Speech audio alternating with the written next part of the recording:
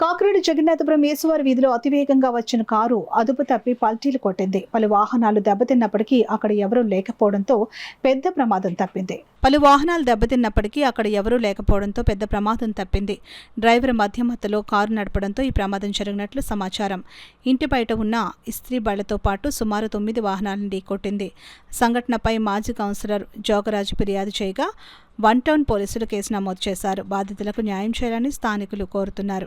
3 గంటలకల్లా చిన్న ట్యాక్సీలో వచ్చేసి తాగేసి జనం కొట్టుకుని వచ్చేసాడు. నేను అంతలోకి గుమ్మంలో ఉన్నాను.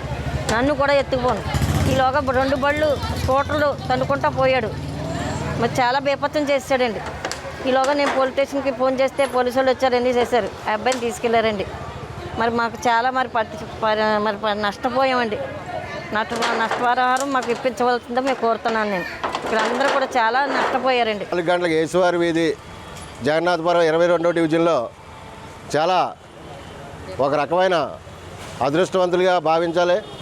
ఒక కారు వేగంగా వచ్చి రజకులైనటువంటి 2 కుటుంబాలు ఇస్త్రీ పెట్టెల మీద ఆధారపడిన వ్యక్తులు వాళ్ళని చాలా బలంగా గుద్ది మనిషి తప్పుకుంటే సరిపోయింది, కానీ లేకపోతే మనిషి చనిపోయే పరిస్థితి.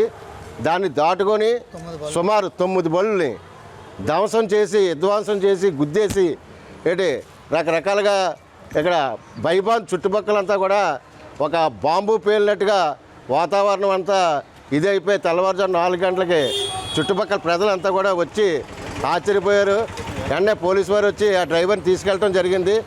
ఇవాళ ఉదయం ఇందక్కడ 9 గంటలకు వెళ్ళి 1 టౌన్కి వెళ్ళి ఇక్కడ చుట్టుపక్కల వాళ్ళందరూ కూడా బళ్ళు ఓనర్లు అందరూ కూడా కంప్లైంట్ ఇవ్వడం జరిగిందండి.